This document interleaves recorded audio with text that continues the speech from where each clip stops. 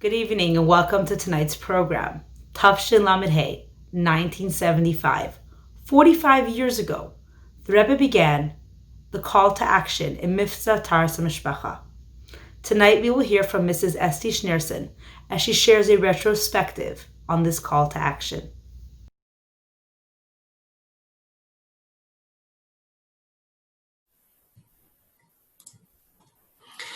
Hi, I am Estee Schneersohn and I'm from Crown Heights, and I want to share with you a story that happened around 3.5 months ago. One night at 4 in the morning, my phone rang. I jumped up to answer, and it was a call about Montreal. I was told that the police came and closed the women's mikveh in Montreal that night. Police showed up shortly before 8 p.m. Tuesday and found 2 employees, 2 volunteers, and a woman inside the Mikveh Israel building. They were asked to go home because such facilities are supposed to be closed, and they did. Unbelievable and absolutely shocking. And the reason they called me specifically is because I work for mikveh.org in the Education and Curriculum Department, and Rabbi Beryl Bell, the Rebbe of the Lubavitcher Montreal community, asked for any and all information we have in order to explain what the mikveh is in Jewish life and the centrality and the importance, but in a way that the non-Jewish authorities could understand, and he needed it for a meeting with the authorities first thing in the morning. So I went onto the computer in my kitchen and I forwarded him everything that I thought might help. And in the following weeks, I, along with many others, worked on gathering material and translating information from other languages to give him information, especially on health, because that's kind of what they were more interested in, to submit to the authorities in Canada. Eventually, this case made it to the desk of the Prime Minister, and it continued to be a problem for much longer than was expected. But they found some temporary solutions, and pretty recently, the problem was resolved. So aside from doing whatever we could to help in Montreal, we felt that it was good for us to have this information for our records in case Chas v'Shalom such a problem could arise anywhere else. So we all grew up our whole life hearing stories about Mesiras Nefesh for the Mivtza Taharas HaMishpacha from days gone by, dangerous times, places that were dangerous for Yidden, but who would imagine that we're dealing with this here and now? Women in Canada in 2020 have to have Mesiras Nefesh to tovel in a mikveh? And everyone was sure that all the stories were behind us, stories from our grandmother's days, but who would expect it now? It was just horrific. It's so not the way we would have expected, and it is so wrong. So this sudden threat to the Mivtza Taharas HaMishpacha gave me personally a new perspective. The way I saw it, the corona was a chitzonistic reason, but everything is min hashamayim, so I personally took it as a wake-up call. I felt that it was a message from Hashem to increase our activity, to encourage others, to observe Taharas HaMishpacha, and to strengthen our own observances as well. So I'm not a college teacher. I work behind the scenes. I prepare content for Hafatza, for teachers, for high schools, etc. But I was asked to share what I know about the Rebbe's Siyastos of Mivtza Taharas HaMishpacha because I felt that it would be helpful increasing involvement in Pe'ilos in this holy mitzvah for you, because that's how it affected me. So the Rebbe's Mivtzaim did not begin with his proclamation of Farbrengen, we are starting a new mitzvah, like in camp or in colorworks. In my uninformed mind, I'm embarrassed to say, I might have visualized it that way. So how did it happen? They were born gradually. The Rebbe would open an idea in a Farbrengen in a general way and expand on it in following Farbrengens. And then the Rebbe would bring it up again and again in subsequent Farbrengens. Each time citing a different angle. Sometimes a reason was given as a school or a shmira, as the case of the first 5 Mivtzaim. Eventually, we Hasidim would realize that this is a real thing, and it looks like it perhaps is a new mitzvah. So in the following Farbrengens, the Rebbe would address questions people had sent in, asking him about this new idea, practical implications, how to implement it, and also possible objections that people might have expressed, which obviously Taharas HaMishpacha raised some objections. Is this something to be spoken about in public? So, one Thursday in the summer of Tafshin Lamed Hey, there was a surprise Farbrengen. It was the week of Parshas Pinchas, and it was Yud Zayin Tammuz, Tafshin Lamed Hey, 1975. So the Rebbe that was at this Farbrengen that the Rebbe first introduced Mivtza Taharas HaMishpacha and Mivtza Kashrus. So the Rebbe said he did not understand how in past generations most of the Yidden were Shomer Torah mitzvahs, and it has so rapidly changed in just one generation. And the Rebbe said that he was thinking about it, and he said it has to do with an inyan pnimi. And it says in Sfarim that if you don't have kosher children, then it is harder for them to have a feel for Yiddishkeit. And it's the same with kosher food. These things affect the health of a Jewish neshama, the kashrus and the Taharas HaMishpacha. And the Rebbe said to give priority to these mitzvahs over all others. The Rebbe continued to expand on Taharas HaMishpacha on Shabbos Mevarchim of Parshas Matas Masai, and in this Sikha, the Rebbe connected it to Mashiach, where Tahara and food and mikveh was the last preparation of the Dor HaMidbar to go to Eretz Yisrael. So too, this mitzvah is the final preparation for Geula. And then again, less than a month later, on Shabbos, Aleph Rosh Chodesh Elul, the Rebbe continued to discuss Taharas HaMishpacha, and it was in this Sikha when the Rebbe first referred to it as a Mivtza Taharas HaMishpacha. Parenthetically, I was told that the Rebbe barely edited any of the Sikhas of Lamed Hey, but these Sikhas are actually edited by the Rebbe, and that is considered a statement on the part of the Rebbe as to their importance. And they can be found in Likutei Sikhas Chelik Yud Gimel. So the Rebbe continued to speak on the subject on the second day of Rosh Hashanah, on the third day of Slichas, on the following Yutes Kislev, on Shabbos Parshas Chayei Sarah, and many, many other times afterwards. So when the Rebbe made this Mivtza a public project, obviously there were many people who expressed their surprise, as I just said. Taharas HaMishpacha, this is something very private. It seems so contrary to the laws of Tznius to be addressing these issues publicly and encouraging Hasidim to be involved in such a Mivtza. The Rebbe explained, we must consider the fact that tznius, immodesty, has become public and our children are exposed to this threat. And the Rebbe also responded that unfortunately in our generation, many mothers themselves are just not knowledgeable enough to properly teach their daughters. So thus, to combat this, the Torah true way of living a family life must become a public topic. But obviously it has to be done in an edel and tzniustic way. So the Rebbe started to encourage shluchim in Jewish communities all around the world to build beautiful, clean mikvahs. That was another thing that the Rebbe brought up, because the mikvah is the center of Jewish life. The Rebbe stressed the importance of zrizos, alacrity, in completing and opening mikvahs, even if it's only a difference of a day. And in some cases, the Rebbe personally paid to finish the building of a mikvah. The Rebbe emphasized not to delay finishing the mikveh building, even shah chas kaidim. The Rebbe related the very famous story from the Gemara about Yehoshua's punishment in the story of Shemesh b'Gibayim Daim, because he took away one night of Bnei Yisrael to fulfill the mitzvah of Pruruvu. And another point the Rebbe made, that besides obviously adhering to the highest standards of kashrus in the mikveh, we should be very careful about the external beauty of the mikveh, as it is known from a letter from the Frierdiker Rebbe about the importance of the mikveh's exterior beauty, because this will add one more woman willing to use the mikveh. And additionally, a woman who uses a clean and beautiful mikveh will use it with simcha v'tuv levav in a way she will not have to rush, but rather she could do all her preparations correctly and in the best way possible, especially since it's a mitzvah that pertains to the future generations. And of course, the tachlis here is to endeavor that each and every Jewish woman actually use the mikveh, because even though all the mivtzaim are central and important matters, the Rebbe said the importance of this mivtza is even greater. So in the summer of Tafshin Lamed Hey, when the Rebbe spoke about these things, I want to just tell you that back then the Neshei Chabad meetings were held in homes. So after the Rebbe started Mivtza Taharas HaMishpacha, together with Mivtza Kashrus, and a Neshei Chabad meeting was held in the home of Mrs. Chayei Sarah Zarchi. And the meeting was to discuss how this mitzvah should best be implemented, how to get all Jewish women to be educated about Taharas HaMishpacha. And Mrs. Zarchi and Mrs. Rachel Altein were the founders of the mitzvah.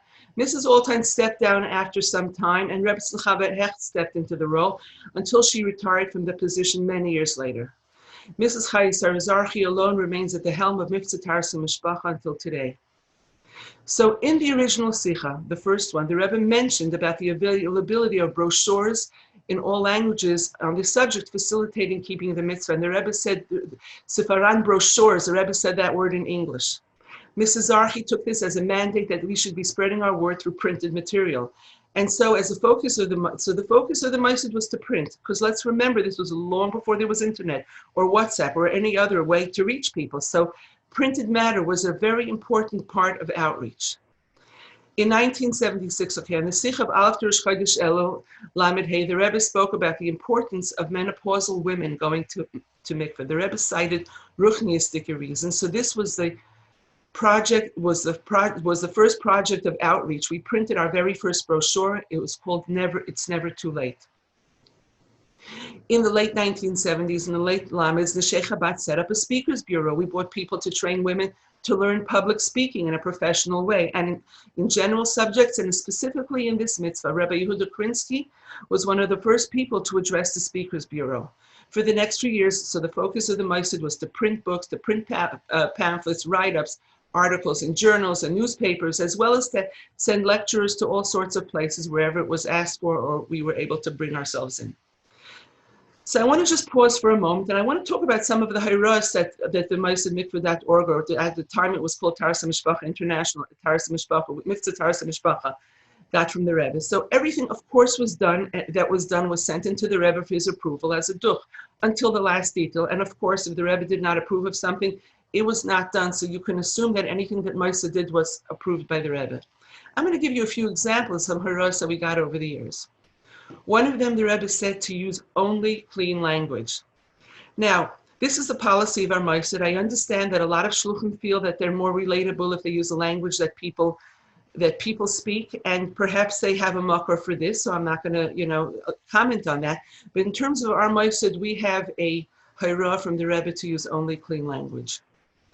The other hayra we got from the Rebbe was to teach the dinim in full, because the Rebbe said even if they do not observe, they should know that there is more.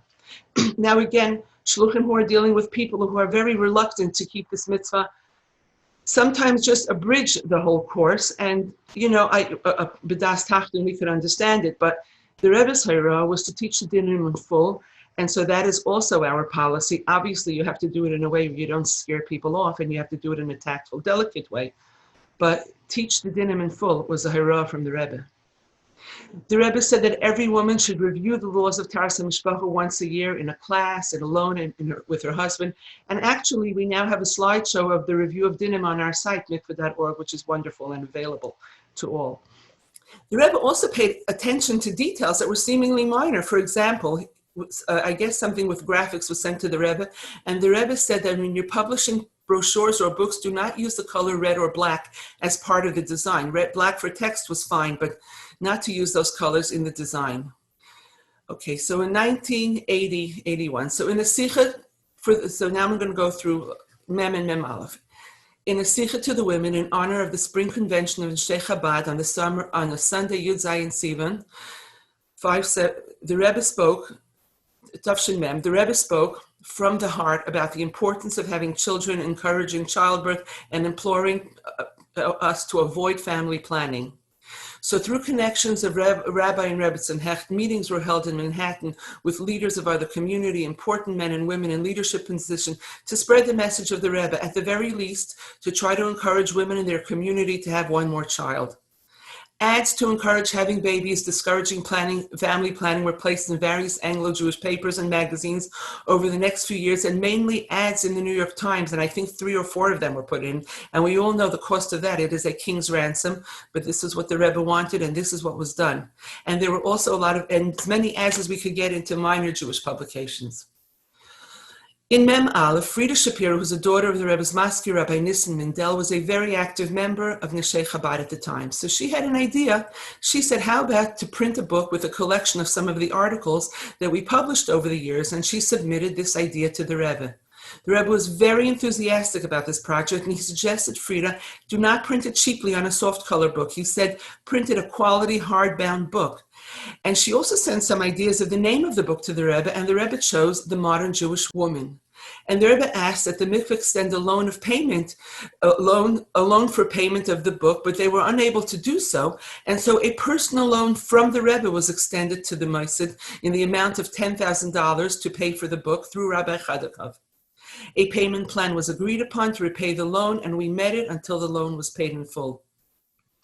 In 1987, in the Sikha Farbrengen, in the Farbrengen of Yutes Kislev in Mem Zayin, the Rebbe began to speak about having Shir HaMalos for childbirth, so we immediately launched the Shir HaMalos campaign. This became our new focus. We published a full-page Shir HaMalos ad in the New York Times, again, very costly, and received 2,000 responses. We were pleasantly and surprised and kind of shocked, but very happy about it. The Rebbe explained that even though a child does not consciously understand what he sees, the plaque's inscriptions generate a positive influence over the character of the child. And the Rebbe mentioned one should try to obtain permission from the hospital administration by explaining it properly with words hayotzim min halev, shenichnasim el halev, and this will certainly accomplish the goal. Again, these sichos were edited by the Rebbe, attesting to the importance that the Rebbe gave to this campaign.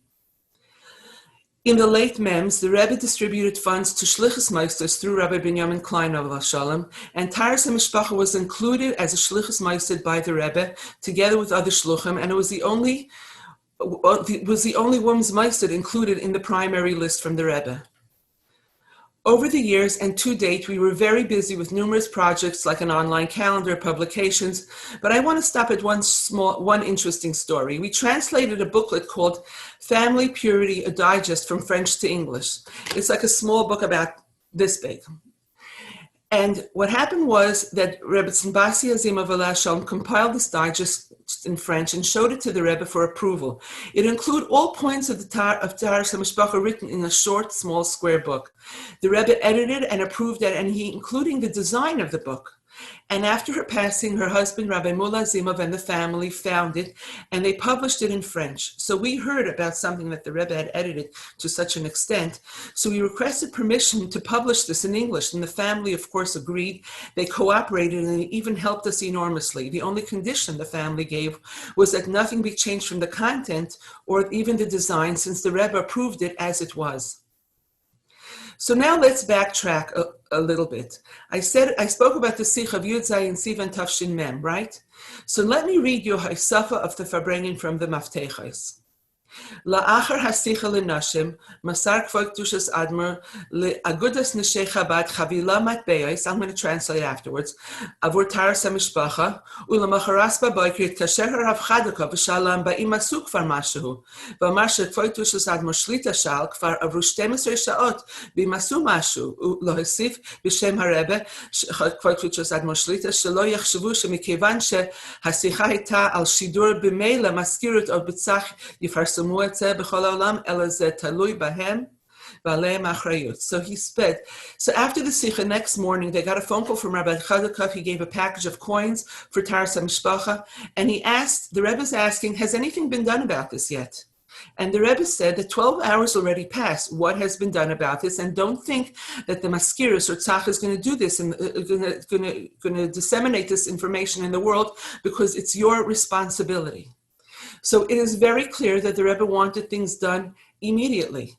Baruch Hashem, in the matter of encouraging having more children, we jumped in it pretty quickly with all the activities I just mentioned. I think I might have said the wrong date. It was Yud Zayin Sivan Tafshin Mem. But the Rebbe spoke about something else very important in that famous Sikh of Yud Zayin Sivan Tafshin Mem that somehow did not make it to the radar screen. The Rebbe stressed the importance of teaching Taharas HaMishpacha to girls who are close to getting married, to speak to the principals, to speak to Rabbanim, and also to mention Taharas HaMishpacha at every woman's gathering with a follow-up of where they could learn about it.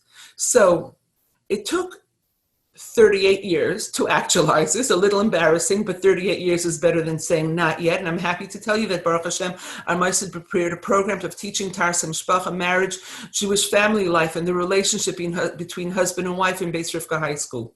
And the program was repeated the following year with huge hatzlacha, and all the other the 3 other Lubavitch girls' high schools in Lubavitch bought the program. And this spring we did it on Zoom. We weren't quite sure how it would go, but it was hugely successful, because there's something to be said about hearing this in the privacy of your home. And many mothers were on the Zoom class as well with their daughters, so the feedback was wonderful. One of our next projects is to get this program to all the Lubavitch English-speaking high schools, which is which close to getting it there. And then later on, we will adapt it for different demographic groups, whether it's modern Orthodox, not yet from college-age kids. We don't know. We're working on that. But we have a very good basis to do it, and hopefully we'll have something ready for the shluchim and whoever else is involved in chinuch. So now I want to conclude in a story, but I want to just say something first. It is so much easier to suggest to someone to light Shabbos candles. Who doesn't love candles? Plan a beautiful, elaborate challah bake, and then to suggest to someone that maybe they should start using the mikvah. But if we take a cue from the Haisafa of the Rebbe that I just read to you, we cannot wait until we are comfortable. We need to act immediately. So let's take the Rebbe's suggestion and bring up Taharas HaMishpacha again and again, casually in a gathering, wherever we can, so to just make it easier if people have already been seasoned, if they heard about mikvah and Taharas HaMishpacha many times before. And then you could suggest, when you suggest that somebody actually Try the mikveh. It doesn't come as an absolute shock. So this is the way I'm thinking it, because we are Dor HaShvi and we have a huge achrayus to do what the Rebbe wants and to bring all of the Rebbe's plans into a reality. Lamata me'asara tfachim. So let's get creative. Let's think out of the box. Let's think of new directions. Let's start having dialogues and think of new and better ways to give over our holy message, because the Rebbe said this is the most important mivtza, the Rebbe said. And so now the story. So the Freundlichs, who are shluchim in Beijing, China, built a very beautiful mikveh that women in their community use and also many travelers use. I heard this story from Rabbi Freundlich at the opening event of Mechai Mushka here in Crown Heights. So he said, when he spoke, that his wife had made an appointment with a woman who wanted to use the mikveh. She met the woman at the appointed time and let her in to allow her to begin making her preparations. And then she walked into the waiting room, and there was the husband, and he had piercings and tattoos, top to bottom. Said Mrs. Freundlich. The wife, Baruch Hashem, Mrs. Freundlich said, no tattoos or piercings that were unusual. The man began to speak in Yiddish, in a heavy Williamsburg Satmar type Yiddish. He said, "Die weiß, was ich bin du. Do you know why I'm here?" It was just so incongruous. You just did not expect to hear that from his mouth. He said, "Ich bin von Williamsburg. I'm from Williamsburg. Ich bin nicht frim. I'm not religious." He said, "I would chazer on Yom Kippur. I have no problem. My wife is from a Reform Jewish family from New Jersey, but the only thing my mother hakt mir den Kopf the ganze Zeit, Mivtza Taharas. So when my wife and I decided to get married, I told her there's only one thing we have to do, and that is mikveh. And she agreed. So I sent her to study with a woman in Williamsburg, and Dini Freundlich reported that this woman seemed more knowledgeable and much more meticulous in Mahadra about her preparation than many a frum woman she has seen. And the man continued to speak. I'll say it in Yiddish and then I'll translate. Weil ein Tag, als man Kinder wollen Shivatin, soll keiner nicht kennen Sogen auf sei, als seine nicht geboren geworden, bektische betara. He said, because one day, if my children will want to do tshuva, nobody should be able to say about them that they were not born b'kedusha b'tara. Okay, so we are all familiar, I'm just going to conclude, we are all familiar with the famous entry in Hayom Yom on He'ir, the neshama may descend into the world to live 70, 80 years, just to do a favor for another Jew, b'gashmis, and how much more so b'ruchnias. So if we have absorbed anything negative in the attitude from any negative attitude from the secular world, let's just drop it and let's embrace the Torah aspect, which is so full of kedusha and beauty and holiness.